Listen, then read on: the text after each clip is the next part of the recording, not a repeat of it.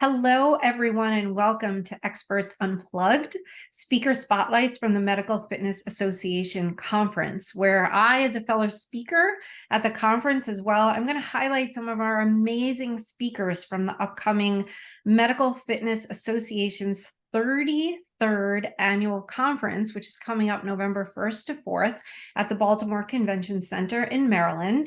And I'm Joanne Newborn. I am CEO and founder of Newborn Evolution, where we transform your organization's vision into real results through leadership coaching, training, and consulting at all levels of the business. So today, really excited to be talking with Michael Stack about his talk, Preparing the Exercise Professional of the Future. I'm really excited to hear about this because I was reading about some of the information you sent me, and it just sounds fascinating. So Michael Stack is the founder and CEO of Applied Fitness Solutions and Frontline Fitness Pros. He's a faculty lecturer for the University of Michigan School of Kinesiology. Did I butcher that? Kinesiology. Thank you. He is also the creator and host of the Wellness Paradox podcast, produced in conjunction with the University of Michigan.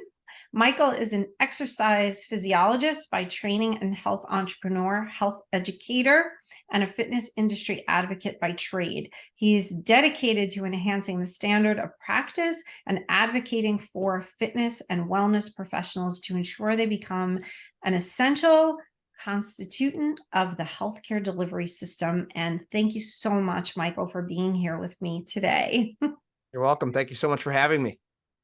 You're welcome. So I would love to know first, if you could explain the professionalization effort that's currently taking place in the fitness industry. Yeah, for many years, exercise professionals have sat outside of the tent of healthcare, so to speak. We have had some exercise professionals that have gotten underneath the healthcare tent. Physical therapists as one example, athletic trainers as another example. But traditionally, the exercise professional has not really been recognized as a true profession. Personal trainers have been looked at, more as hobbyists, or, the punchline to a joke, or the theme of a meme, not actually people who understood evidence-based outcome-oriented programs that can really drive health outcomes. And fortunately, the exercise professional community is coming together to change that. There's a lot of amazing work underway, certainly by groups like the Medical Fitness Association, the American College of Sport Medicine, the Physical Activity Alliance, the Coalition for the Registry of Exercise Professionals, and a whole host of groups that are saying that a highly qualified, degreed, credentialed exercise professional, not only should they be a part of healthcare, but they need to be part of healthcare in order for us to address the chronic disease epidemic that's driven by poor lifestyle behaviors. So we are headed down a path which hopefully leads us to become qualified healthcare providers, which is actually a technical distinction, which formally gets us underneath the healthcare tent and at some point in time would result in insurance reimbursement for our services. That's wonderful. I find myself even, going and paying a lot of money, for fitness to actually help me with some of the health issues that I have, and so I have yoga teachers, and I just did like a one-on-one Pilates and all this stuff. And it's amazing how much it helps. So I love that you're saying that that's, what's coming down the pipeline. What are some of the implications of the professionalization effort for organizations and exercise professionals? Yeah, that's the double-edged sword question here, is that, it is the elevation of the profession, and there is a place for everyone, within the exercise profession. But that, like anything, there will need to be standards that will be adhered to. And some of the things that we're going to talk about in my presentation are, just the way we conduct our education as an exercise profession, the way we certify and credential individuals, the way our businesses ensure that people are maintaining their credential and meeting the ethical standards of the industry.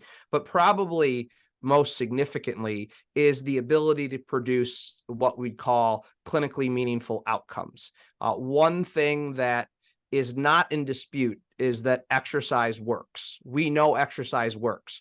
What is consistently disputed, and rightfully so, is can we get the people that need to do it to actually do it and then achieve those clinically meaningful outcomes. And when you talk to many people in healthcare systems, they have no doubt that exercise is effective when done, but our industry has consistently not shown that we can produce the clinically meaningful outcomes in the populations that need it. Not the enthusiasts of exercise, but the people who are chronically diseased, disabled, sedentary, and overweight. We've not established consistency with those outcomes, and that will be the difference between us being successful in this professionalization effort or not. So long story short, the implication is to businesses is that our professionals have to produce outcomes, or if they don't, we won't be taken seriously as a constituent underneath the healthcare umbrella.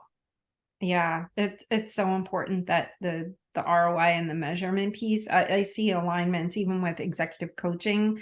There's no there you can get certified, but there's no real system, right? Anybody can just hang a shingle out and say, I'm a coach. And so, the International Coaching Federation helps out with that. But then also, like you're saying, like not everybody's open to being coached, right? So how do you sort of talk about the measurements and the return on investment? So great points. So maybe you could give us a little preview of the framework that you're going to be presenting in your talk, Preparing the Exercise Professional of the Future. Yeah, on a very high level, there's 4 areas that I'm going to touch on, but one I'm going to dive deep on. The first 3 areas, just to be very brief, are first, you need to look like a professional. The days of dressing in your shorts and your t-shirt and your tennis shoes aren't going to cut it anymore. You need to look like a professional. We need to think more broadly about the messaging and the imagery that we use as an industry. It just needs to be more broadly inclusive. If you look at the vast majority of fitness imagery that exists out there right now, it tends to be younger, very fit Caucasian people, which is excluding most of the population that we look to help. Certainly with the development of generative AI and technology, the hard skills of writing programs are becoming somewhat obsolete. The soft skills of emotional intelligence and coaching, to your point, are critical. But at the end of the day, it is those clinically meaningful outcomes. And really what I'm going to drill down on my talk is the system that I use in my business to hold our team accountable to those clinically meaningful outcomes, and in terms of how do we identify them? How do we measure them? What statistical tools do we use to report that data back, not just to individual members of the team, but also to the team as a whole and the clients and the exercise professionals and other allied health professionals that we work with? So really, that's where we're going to take the deep dive. I am letting people go underneath the hood of essentially our outcome-oriented accountability system that we use. For anyone that's familiar with value-based care frameworks in healthcare, this is very similar to some of the thoughts in terms of how they leverage outcomes in a value-based care environment. But at the end of the day, like, we are sitting down with members of our team, we're running paired t-tests on all of their outcome measures, and we're showing them, where the outcomes are clinically meaningful, where they're statistically significant. We're not only showing that to an individual team member, but everyone on the team is seeing everybody else's outcomes, and we're moving towards publishing all of this data on our website.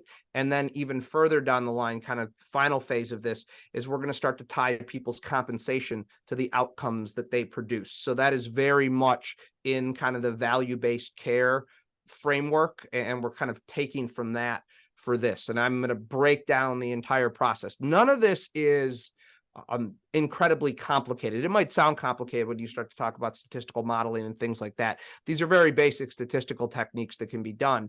What is I think the biggest challenge of this, and you being a business coach will appreciate this, is you have to have a culture that is very much committed to learning. It has to be open, trusting, and vulnerable, because when you're actually putting it out in front of everyone, how everybody else is doing in terms of how they perform on their job, yeah, that is, a cultural nightmare if you don't have the right environment in place in the first place. And we're going to touch on that a little bit. So I think this is a framework that is the ultimate accountability framework for where our industry needs to go. Again, at the end of the day, if you cannot produce clinically meaningful outcomes, you cannot sit underneath the healthcare tent, and we can't make the impact that we need to. I think we've developed a system that works well for holding people accountable to outcomes, and I want to share it so other people can replicate it. I love it. It's really exciting. I'm a big fan of data.